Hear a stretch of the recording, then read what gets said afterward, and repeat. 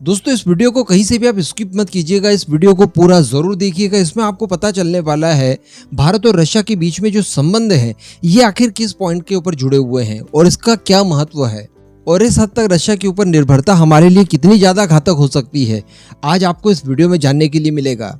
तो दोस्तों जैसा कि हम लोग जानते हैं कि तीनों ही भारतीय फोर्सेस के पास 70 से 80% तक का असला रशियन मेड है, यानी रशिया से ही हथियार हम लोग खरीदते हैं हमारी तीनों ही फोर्सेस के लिए, और वो भी बहुत बड़ी मात्रा में। ऐसी परिस्थिति में इनसे संबंधित स्पेयर पार्ट्स वगैरह की भी जरूरत भारी पैमाने पर हमें पड़ती है, क्योंकि हम सभी जानते हैं भारत दुनिया में सबसे ज्यादा हथियार खरीदने वाला देश है। सबसे ज्यादा जरूरत हमें हथियारों की पड़ती है, तो हथियार भी बहुत बड़ी मात्रा में खरीदते हैं। तो इनसे संबंधित जो स्पेयर पार्ट्स वगैरह होते हैं ये भी बहुत बड़ी मात्रा में भारत को खरीदना होता है, ताकि सारे के सारे हथियार एनी टाइम ऑपरेशनल हो। और जब भी कभी आप किसी देश से कोई हथियार खरीदते हैं तो वो देश जो बेच रहा है आपको हथियार, वो भी आपको आश्वासन देता है कि आपको किसी भी परिस्थिति में इन हथियारों को ग्राउंडेड नहीं करना पड़ेगा। हम आपको इससे संबंधित जितने भी स्पेयर पार्ट्स मेंटेनेंस वगैरह की जरूरत पड़ती है वो समय समय पर मुहैया करवाते रहेंगे लॉन्ग टाइम के लिए, क्योंकि ये हथियार ऑब्वियसली 20 से 30 सालों तक इस्तेमाल किए जाते हैं। कई केस में तो 50 साल भी इस्तेमाल करते हैं हम लोग। लेकिन दोस्तों पिछले समय जो रिपोर्ट निकल कर आई थी उस रिपोर्ट ने उन सभी लोगों का दिल तोड़ दिया था जो कि डिफेंस में इंटरेस्ट रखते हैं। और वैसे खबर इतनी भयानक थी कि जो लोग डिफेंस में इंटरेस्ट नहीं भी रखते उन लोगों के लिए भी ये बहुत बड़ी सिरदर्द वाली खबर थी। कारण ये था कि कई सारे भारतीय हथियार जो कि हम लोगों ने रशिया से खरीदे हैं, फिर तीनों ही फोर्सेस की आप बात कर लीजिए, वो स्पेयर पार्ट्स की कमी से इतने ज्यादा जूझ रहे हैं कि कई सारे हथियारों को ग्राउंडेड करने तक की नौबत इन फ्यूचर आ सकती है। यानी आने वाले कुछ ही महीनों में हमें बहुत बड़े स्केल पर इन हथियारों संबंधित स्पेयर पार्ट्स वगैरह चाहिए होंगे रशिया से। अगर नहीं मिलते हैं तो ये ग्राउंडेड हो जाएंगे, और हमारे जो दो पड़ोसी हैं वो बदतमीजी करने के लिए बिल्कुल तैयार बैठे हैं। तो ऐसी परिस्थिति में ये भारत के लिए बहुत बड़ा संकट था। अब यहाँ पर जो सबसे बड़ा मसला निकल के आ रहा है वो ये है कि हम लोग रशिया को समय पर पेमेंट नहीं कर पा रहे हैं, जिस वजह से रशिया इन हथियारों के स्पेयर पार्ट्स वगैरह को भारत को मुहैया नहीं करवा पा रहा है। लेकिन एक बार थोड़ा सा ध्यान दीजिए कि क्या इसमें हमारी गलती है? क्या हम लोगों ने इनलीगली किसी देश के खिलाफ युद्ध छेड़कर आपके ऊपर सैंक्शंस लगवा दिए? नहीं ना, ये सारी चीजें आपके द्वारा की गई है।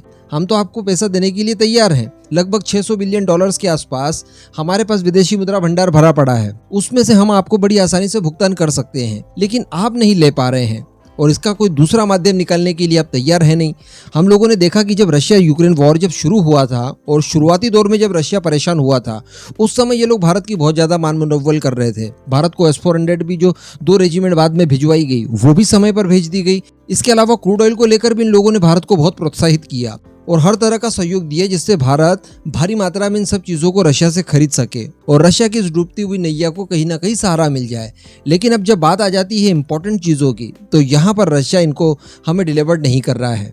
अब जब भारत ने इन सब चीजों के बाद भी दूसरे किसी मैकेनिज्म को सेट करने की बात कही जिसमें रूपी रूबल एक सबसे बड़ा माध्यम था, तो वहां पर भी रशिया को प्रॉब्लम है। वहां पर रशिया स्वीकृति नहीं दे रहा है, भारतीय रुपीस लेने से इनकार कर रहा है। कहने का मतलब किसी तरह का कोई भी सॉल्यूशन निकालने के लिए इस समय रशिया तैयार नहीं था।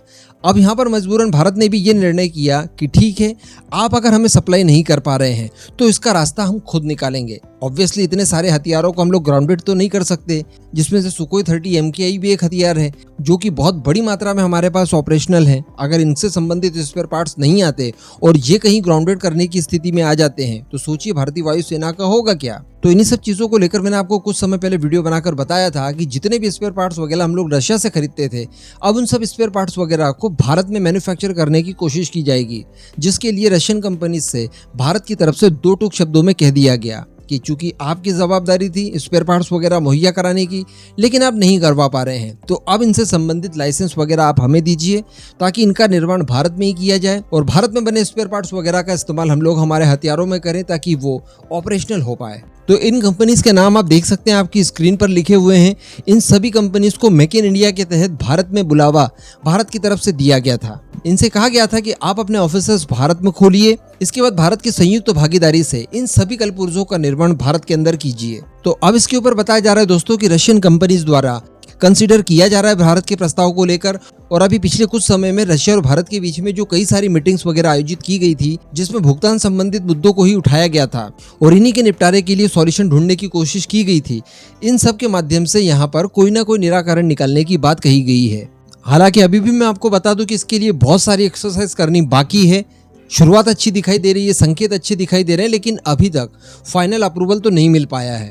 लेकिन यहाँ पर अब आप समझ चुके होंगे कि किसी भी देश के ऊपर निर्भरता, खासकर हथियारों को लेकर, ये कितनी ज़्यादा दुखदायी हो सकती है। यही एक कारण है कि अब भारत ने आत्मनिर्भरता के लिए पहल शुरू की है और इस समय एटलीस्ट जितने भी हथियार हम लोग बना पाते हैं हमारी ज़रूरत के हिसाब से, वो भारत में ही बनाने के लिए तैयारियां की जा रही है। वैसे तो हथियारों की ज़रूरत लगभग पूरी दुनिया को ही पड़ती है, लेकिन अगर इनमें से भी भारत की स्थिति देखी जाए, इजराइल की स्थिति देखी जाए या फिर इस तरह के कुछ और देश हैं, इन्हें किसी भी समय किसी बुरी परिस्थिति का सामना करना पड़ सकता है।